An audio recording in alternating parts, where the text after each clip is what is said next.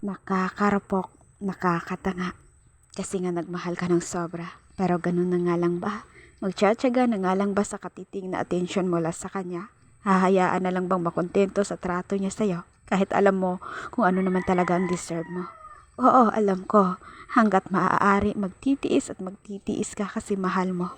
Kaya kahit nasasaktan ka na, di mo kayang bumitaw kasi akala mo di mo kayang wala siya.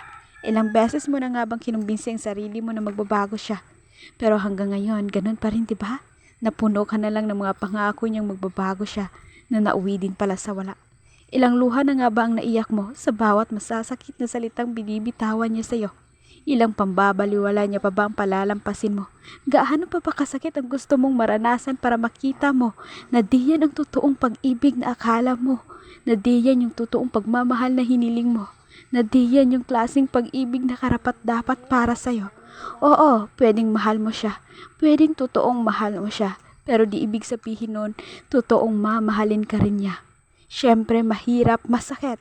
Walang may sabing magiging madali ang lahat. Mahirap bumitaw lalo't na't minahal mo.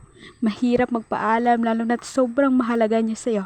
Mahirap tanggapin na ang katotohanan na yung minamahal mo, di pala ganun kalalim ang pagmamahal niya para sa'yo. Pero karapat dapat pa bang ipaglaban ang pagmamahalan na ikaw lang naman ang totoong nagmamahal?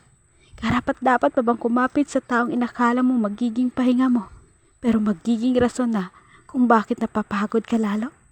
Karapat dapat pa bang ipaglaban ang isang taong ayaw mong mawala sa'yo, pero siya rin ang magiging rason kung bakit di mo nakilala ang sarili mo? Hahayaan mo na lang bang mawala ang ikaw para manatili lang siya sa iyong piling? Pinaglaban mo naman siya, 'di ba? Pinaglaban mo kasi mahal mo nga siya. Oo, mahal mo siya. Mahal na mahal mo siya, pero sana wag mong kalimutan karapat dapat ka ring mahalin niya. Karapat dapat kang tratuhin ng tama. Karapat dapat kang bigyan ng sapat na atensyon at aruga. Mahirap at di magiging madali ang lahat. Huwag kang matakot bumitaw sa taong di ka kayang pahalagahan. Huwag kang matakot magpalaya ng isang taong di ka kayang mahalin ng tama. Deserve mong sumaya.